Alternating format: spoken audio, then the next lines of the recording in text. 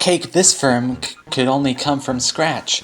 It's not scratch, it's Pillsbury Plus. Cake this moist could only come from scratch. It's not scratch, it's Pillsbury Plus. Pillsbury Plus, scratch has met its match. Anyway, if you can't tell, I was watching a bunch of 70s commercials during class yesterday and getting distracted. I like that you can tell that, like, when you were floating with Koo, you were technically, like, floating above, and you weren't touching it with your feet, even though it looked like you were right on top of it. But now, you know, these cloud platforms, the gimmick is that you touch them and they decompose naturally. They're biodegradable platforms. Strong bad. Oh, my mouth tastes like emails. No, before that he's like Super Bomber Man. Oh, you told me not to let you sleep past noon. Strong bad. Chrono Trigger. He said, I don't remember when he says Chrono Trigger, but he says that in like an email or Easter egg. And there's always emails are like hot pockets. They're full of garbage and cheese. Oh, today is still March 2nd, and we're having some cold weather here in New York City, but whatever. Here the gimmick of the level is there are a wind. There are a second wind, which I'm not even sure what second wind. I know bad wind means gas, but I guess second wind is like your second wave of energy. Like if you stay up long enough. This is kind of funny.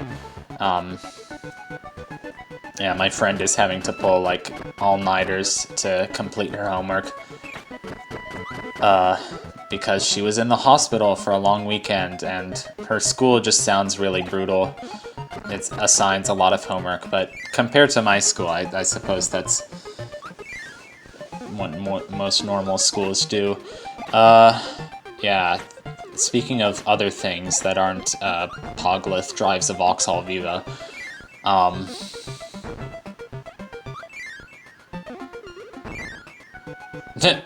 immediately goes in the door. Oh yeah, there was another stupid commercial. I was like, hey honey, if you, or whatever he calls his daughter, he's like, hey, if you make this shot, you can have whatever you want for dinner. And then a close-up of the basketball going in the hoop, and she goes up to her mom and she's like, I want Kentucky Fried Chicken. And the mom's like, you got it, superstar. And it's like, Kentucky Fried Chicken, kids sure love it, they do. And if it was me, I would be like, hey kiddo, you're putting on some weight, so we're gonna have sushi instead. I'm kidding. I do like fried chicken. A week ago from today was my birthday, and I had a belated birthday sort of celebration on Friday with my friend Marshall. It was just the two of us, and we got some bomb.com Korean fried chicken with some Thai chili sauce on it. It made our fingers really sticky, even though I told them to put it on the side. They put it on it, and they put extra on the side. But yeah, it made our fingers sticky, and it made my nose run a little bit, because it had some, you know, good Thai spice in it. Excusez-moi. Yeah, Korean fried chicken is pretty good. And apparently, like, I was the first person that he saw in person since the pandemic, besides his family. So it's been the pandemic for almost a year now. Next week it'll be a year, which is... nobody wanted to reach a year of the pandemic. Nobody at all. But here we are. So, because of our own stupidity and complacency... Complacency? There we go. Dude, my eye is still twitching. It feels weird. Welcome to a water maze where you have to avoid fish. And we're gonna explore it tremendously slowly as Rick in rock form, and it's really dumb. It's kind of stupid, and I hate it, and I kind of love it, but, you know. We're just, you know, a hamster underwater, and that makes perfect sense to me. I don't know about you, but yeah.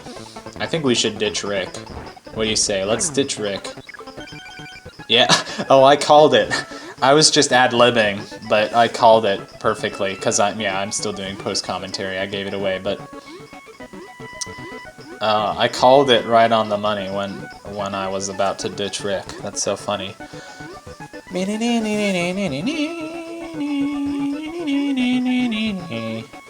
And then I'm gonna edit it, and it's gonna be like a second off the game audio, and then I'm gonna have to edit it some more. So I won't do that. Maybe. I've been playing Paper Mario. I'm up to Flower Fields. That's pretty cool. It seems like every battle I do, it's always like a close scrape. Like I'm hanging on for dear life until the final victory.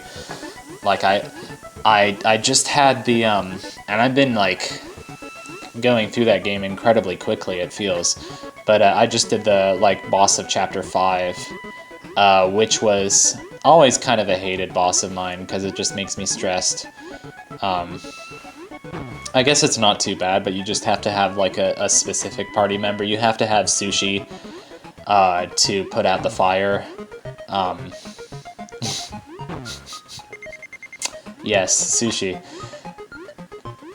Unless you're talking about the fire of Wasabi, but I digress. The character's name in the game is Sushi. She's like a cheap.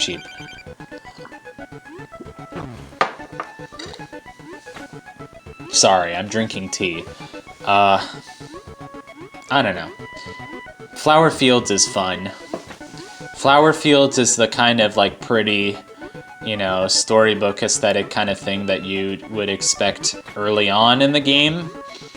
And the fact that they put it at like near the end of the game, it's like, here, have a storybook filled with like trees and pretty flowers, and this is chapter 6 out of 8. It's kind of that very unconventional structure. I don't know, I've always been interested in you know, like, how do games follow a certain sort of structure, and, you know, most platformers, or whatever, Mario, you know, kind of has created the standard for so many years. It's like, it starts off with kind of like a grassland, and then you go to a desert, and then at some point there's an ice, and then there's lava. So it's like, how do we change? Oh, I love this. I just YOLO'd through this whole wind section, and nothing hit me, and it was amazing. I really would like that Maxim tomato, but we might just get one here. Just barely. Yeah.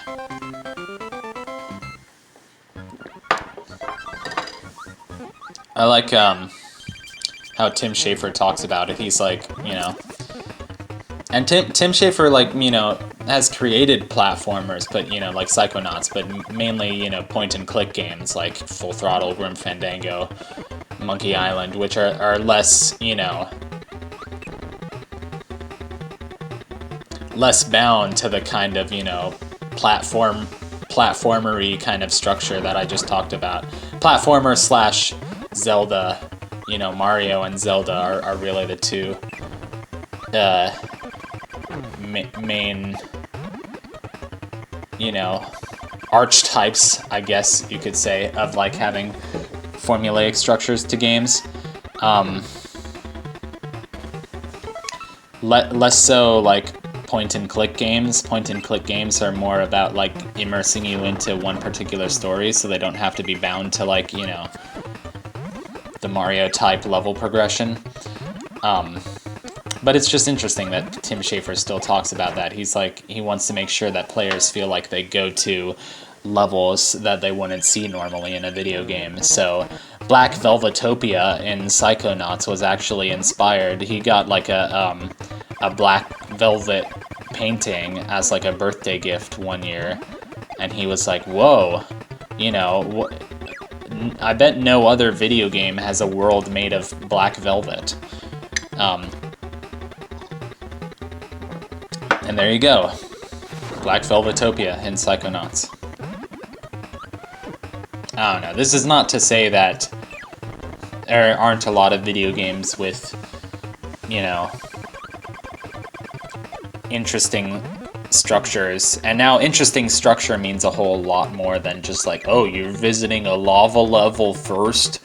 Wow. You know, it's, and you know, it means like actual like narrative structure, and it's all getting very advanced, you know. It's like, that was very easy. Okay. And now he's actual Krakow, so not just one-eyed monstrosity. Krakow's pattern doesn't change that much from game to game, so this was okay, but still it was a little nerve-wracking. I remember in Kirby's Adventure, he was always just a little too high for you to be able to spit something at him while jumping. So it's nice that he's a bit closer here. The screen is also smaller, so like if you jump, you're actually jumping half the screen. That makes a big deal in games. Like if your character takes up like, let's say 5% of the screen, or 3% of the screen, or even like 10%. Well, that's a huge difference, but like 7%. Like it has to be that healthy medium. I want to say if you divide this into a grid of like maybe 5 by 5, then Kirby would be about one of those squares. Maybe a bit smaller, maybe 6 by 6. I don't know. 1, 2, 3, 4, 5, 6. Yeah, maybe 6 by 6. I don't know. It's hard for me to eyeball it. I'm not an artist. I don't have very specific eyeball abilities. Speaking of which, here's a cloud with an eyeball. And what are those? What are those? Are those spikes? Why does a cloud have spikes? You know, please explain this to me. Please explain the science of Kirby. Please, Bill Nye, the science guy. Carl Sagan on Cosmos. Neil deGrasse Tyson, the amazing guy. Neil deGrasse Tyson is amazing. Okay, thank you. You are dead. You are dead. Dead. Dead. You are dead.